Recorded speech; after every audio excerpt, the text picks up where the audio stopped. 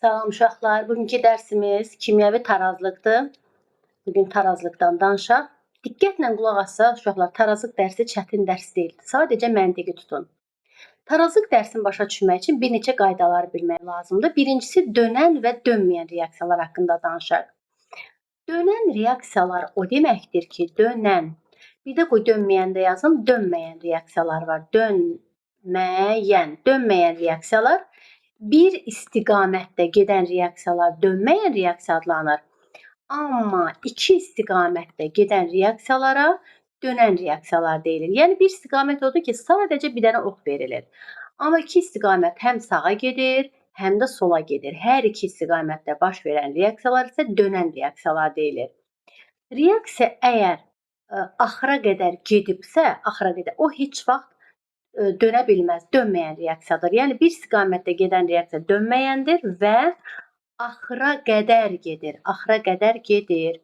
Amma iki istiqamətdə gedirsə, demək ki, bu axıra qədər getməyib. Baxın, axıra qədər getməyib. Dönən reaksiyalar axıra qədər getməyib. Dönməyən reaksiyalar dedik ki, bir istiqamətdə gedir, axıra qədər gedir. Burada reaksiyaya daxil olan maddələrdən biri tamamilə reaksiyaya girir. Əgər tamamilə reaksiyaya girirsə, demək ki, bu reaksiya axıra qədər getdi, qurtardı. Başlanğıca çevrilib nəsə əmələ gələ bilməz. Və qatılığın zamandan asılı qrafik olsun, fərqi yoxdur. Amma burada məsələn qatılığın və ya molun zamandan asılı qrafikində axıra qədər getmək yoxdur. Bu bir maddədir, bu başqa bir maddədir, bu əmələ gələn məhsuldur. Aşağıdan yuxarı əmələ gəlirsə, qabda yox idi. Yox idi, sonradan əmələ gəldi də. Təbii ki, məsələn yazıram ki, A üstə gəl B əmələ gəlir C. Bizim əlimizdə nə var? A və B var. Bunlar nə olur? Əlbəttə ki, sərf olunur. Bunlar reaksiya girir, başlayır azalmağa. Təbii ki, baxın, fikir verin. Biri olsun A, hər hansı biri A'dır da, biri də olsun B. Bunun və ya fərqi yoxdur. Biri A'dır, biri B'dir, biri A'dır. Bunlar reaksiya girən maddə də azalır. Amma isə burada C maddəsi yoxdur da. Qabda C istifadədən olmur axı. Əlimizdə un var, duz var, nə bilim, su var, çörək yoxdur axı, xəmir yoxdur axı. Xəmiri sonradan yoğurdular. Bax, xəmir alına salındı. Bu C mənim sonradan əmələ gələn maddəmdir. Fikir verin. Axıra qədər getsəydi, biri tamamilə qurtarmalı idi. Axıra qədər getdisə, reaksiya getdi, qurtardı. Əl çəkək, bu reaksiya dönə bilməz. Amma axıra qədər getmədisə, hər iki maddə axıra qədər getmədisə, demək ki, belə reaksiyalar dönən reaksiyalardır.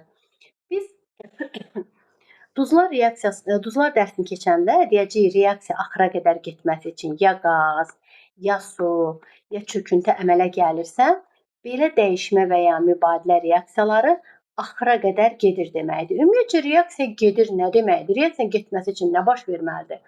Təbii ki, reaksiyanın getməsi üçün maddə molekulları toqquşdurulmalıdır. A maddəsi burada, B maddəsi buradadırsa, bunlar necə reaksiya girə bilər? Hökmən bu maddələr toqquşdurulmalıdır. Amma heç də bütün maddə molekullarının toqquşması reaksiya ilə nəticələnmir. Eləsi var ki, reaksiya baş verir, eləsi var ki, reaksiya baş vermir. Yəni, reaksiyanın baş vermə şərtlərindən biri odur ki, maddə molekulları hökmən toqquşdurulmalıdır. Dediyim kimi, toqquşdurulma heç də reaksiya ilə nəticələnməyə də bilər.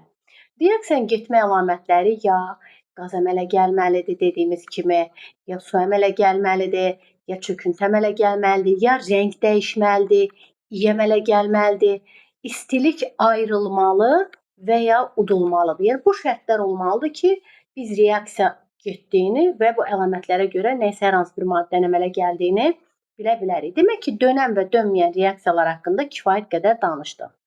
İndi biz tarazlıqdan danışaq. Tarazlığı başa düşmək üçün bir neçə amil var ki, onları diqqətlə bilmək lazımdır. Birincisi, tarazlıq haqqında nəyə deyə bilərik? Bir, hökmən bilmək lazımdır ki, tarazlıq qapalı qabda baş verə bilər. Qapalı qabda tarazlıq baş verə bilər. Tarazlıq da dönən reaksiyalarda baş verə bilər. Ümumiyyətcə, tarazlıq nədir? Gəlin sizə bir şey deyim. Sürətin zamandan asılı qrafiki. Məsələn, mən deyirəm, hidrogen üstəgəl oksigen, alınır su. Bir də su parçalanıb yenidən hidrogen və oksigen əmələ gətirə bilər. Bunlar başlanğıc maddələrdir, reagentlərdir. Oxdan sol tərəfdə yazılır, amma məhsul isə sağ tərəfdə yazılır. Fikir verin, bu düzünə gedən reaksiyadır. Düzünə gedən reaksiyanın sürətini V1, əksinə gedən reaksiyanın sürətini V2 ilə işarə etsək, düzünə gedən reaksiyanın sürətinin əksinə gedən reaksiyanın sürətinə bərabər olduğu hal tarazlıq halı adlanır. Məsələn, fikir verin, sürətin zamandan asılı qrafikidir. Biri aşağı gəlir. Deyək ki, bu olsun birinci qrafik. Biri aşağıdan yuxarı gedir. Bu olsun 2, biri isə 3. Burada sistem hansı halda tarazlıqdadır? Əlbəttə 3 halında. V1-in V2-yə bərabər olduğu hal bu tarazlıq halıdır. Amma məsələn yazıram ki, hidrogen üstəgəl oksigen alınıb su. Bax, hidrogen və oksigen var, reaksiya girib, başlayır azalmağa. Baxın, bu düzünə reaksiyanın sürət qrafikidir. Amma bir də var ki, məhsul parçalanıb başlanğıc maddələr əmələ gətirə bilər. Bu əksinə reaksiyadır. Düzünə və ya birləşmə reaksiyası deyilir, əksinə və ya parçalanma. Əgər yuxarıdan aşağı gəlirsə, reaksiya girir, başlayır azalmağa, bu düzünədir, yəni birləşmədir. Yox, aşağıdan yuxarı gəlirsə, bu parçalanma əksinə reaksiyadır. Bu da düzünə reaksiya bərabərdir əksinə reaksiyaya. İndi tarazlıq halı bildik ki, ümumiyyətcə sistem hökmən tarazlıqda olmalıdır. Tarazlığı başa düşmək üçün V1 V2 bərabər olmalıdır. Sistem tarazlıqda olmalıdır. 2. Bunu demədik, sistem hökmən qapalı mühitdə olmalıdır. Bu nə deməkdir? Məsələn, deyirəm ki, azot üstəgəl hidrogen. Bu qapalı qabdadır. Bir də yazıram ki, azot üstəgəl hidrogen. Bu isə açıq qabdadır. Təbii ki, hər ikisindən amoniak əmələ gəlir. Buradan əmələ gələn amoniak bir qabın içindədir də, yenidən parçalanıb, yəni dönən reaksiya qoyuram. Yəni bu V1-dir, bu da V2-dir də. V1 V2-yə bərabər olanda tarazlıq halı yaranır da. Yəni dönən reaksiyalarda baş verir tarazlıq halı.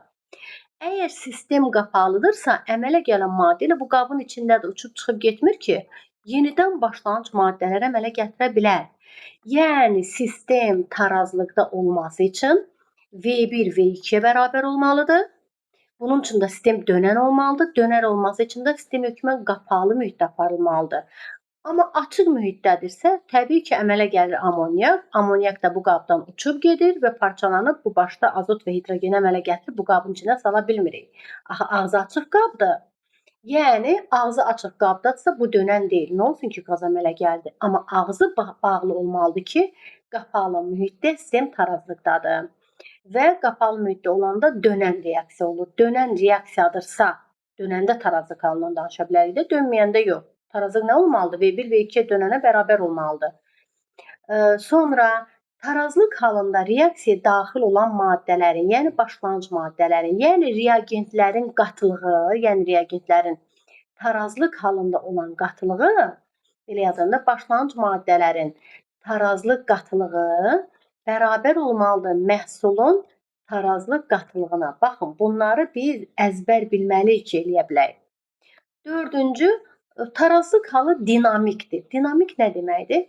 Yəni, azot üstəgəl hidrogen aldı mı amoniak, reaksiya getdi, qurtardı deyə bilmərik. Ağzı bağlıdır, bu qapalı sistemdədir. Dinamik yəni hərəkətlidir. Yenidən başlayacaq amoniak parçalanır, azot və hidrogen əmələ gətirməyə.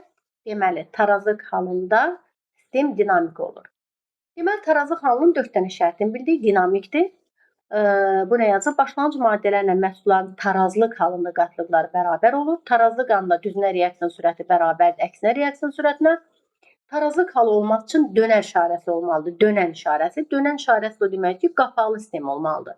Açıq sistemdə ola bilməz. Biz bu tarazlıq haqqında ümumi məlumatlarımızı bildik. İndi keçək, bizə nələr lazım olacaq, lazım olan hissələr haqqında danışaq. Diqqətlə qulaq asın, sürət dərsini keçmişik. Məsələn, 2H2 üstəgəl O2 alınır 2H2O. Bu düzünə reaksiya dedik, bu da əksinə reaksiyadır. Düzünə reaksiyanın sürət düsturunu yazsaq, keçilib ki, təbii ki, bərk maddə olsa nəzərə alınmazdı. Bu sürətdə keçilib. Demişik K sürət düsturunda iştirak edən K sürət sabitidir. Bax, bu sürət sabitidir. K vuraq, hidrogenin qatılığının kvadratı vuraq, oksigenin qatılığı. Bu düzünə reaksiyanın sürət düsturudur. Əksinə reaksiyanın sürət düsturunu yazsaq, əksinə belə yazılmalıdır da, yəni yenə K vuraq, bu hissə. Suyun qatılığının kvadratı. Bir də var, tarazlıq sabiti KT yazaq. Tarazlıq sabiti nəyə bərabərdir? tarazlıq sabitini tapmaq üçün burada düzünə reaksiya, yəni yazarıq. Burada K düz bölək K tərs. Baxın, tarazlıq sabitini tapmaq üçün K düzü K əksi bölmək lazım. K əks nə idi? Burada bayaq yazdığımız, məsələn yazaq, burada K düz idi. Burada yazdığımız isə K əksi idi. O da tarazlıq sabiti bərabərdir suyun tarazlıq qatlığının kvadratı bölək. Bax, buranı yazmalıyıq da. Hidrogenin qatılığının kvadratı vuraq oksigenin qatılığı. Yəni sağ tərəfdəki sürəti suyun kvadratını bölməli, hidrogenin kvadratı vuraq oksigenə. Və onda bilmək lazım ki, tarazlıq sabitini taparkən maddələrin yalnız və yalnız tarazlıq qatılığından istifadə edilir. Qatılıqlar bilirik axı, başlanğıc qatılıq olur, sərf olunan, yəni girən qatılıq, bu G yazıram, girən qatılıq, bir də artıq qalan, yəni tarazlıq qatılığı olur ki, tarazlıq qatılığı ilə girən qatılıq bərabərdir başlanğıc qatılığa. İndi deyilə bilər, bunların hansı qatılığından istifadə edilir? KT tarazlıq qatılığı tarazlıq sabitini tapmaq üçün yalnız tarazlıq qatılığından istifadə edilməlidir, başqa yox. Tarazlıq sabiti nədən asılıdır? Bax, T yazmışıq mı? 2 dənə T-dan asılıdır. Tarazlıq sabiti yalnız temperaturdan asılıdır. Temperatur dəyişərsə tarazlıq sabiti dəyişər. Bir də maddənin təbiətindən asılıdır. KT başqa heç nədən asılı deyil. Yəni qatılıqdanmı deyə asılıdır, təzyiqdənmi asılıdır, xırdalanma? Xeyr, bunların heç biri. KT tarazlıq sabiti nədən asılıdır? 2 dənə T-dən asılıdır. 2 dənə T-nin biri nədir? Temperatur dəyişərsə tarazlıq sabiti dəyişər. Bir də maddələrin təbiətindən asılıdır tarazlıq sabiti. Demək ki, tarazlıq sabitini taparkən yalnız tarazlıq qatlığından istifadə ediləcək. Ola bilər tarazlıq molu verilsin. Tarazlıq molu verilərkən biz axı deyirik tarazlıq sabitini tapmaq üçün nə etmək lazımdır? Tarazlıq qatlığını yazırıq. S də bərabərdir. Biz bilirik axı məhlullar dərsindən S bərabərdir. Elə sürət dərsindən də nö böl V yazarıq. Ola bilər ki, tarazlıq sabitini tapmaq üçün mənim əlimdə qatılıq yoxdur, mollar verilib. Onda nə edəcəm? S-sini tapmalıyım. S də nəyə bərabərdir? Yazacağam nö böl V. Bu şəkildə yazılar da. Yəni bu nö böl V. Hidrogenin nüsü neçə eləyəcəksə, nüsünü böləcəyik V-sinə. Neçə elədirsə, sonra onun kvadratı. Bu elə S-nin kvadratı deməkdir. Suyun kvadratı bölək. Hidrogenin yenə nüsü veriləcək. Bölək V-sinə neçədirsə. Bu qatılığı deməkdir. Hidrogenin qatılığının kvadratı vuraq. Oksigenin qatılığı. Oksigenin qatılığı da nə deməkdir? Nö böl V. Kvadrat zad yoxdur. Yəni tarazlıq sabitində yalnız tarazlıq qatılığından istifadə edilir. Qatılıq verilməzsə, mol verilərsə biz axı qatılığa çevirməliyik. Nö böl V-dən istifadə etməklə taparıq. KT də dediyimiz kimi 2 dənə T-dən asılıdır. Temperaturdan və qatılıqdan. Bunlar ikisi dəyişdiyi halda tarazlıq sabiti dəyişə bilər. Başqa heç bir halda tarazlıq sabiti dəyişmir. Tarazlıq haqqında yalnız budur məlumat. Biz bunları diqqətlə bilək. İndi görün məsələlər necə rahat işləmək olar.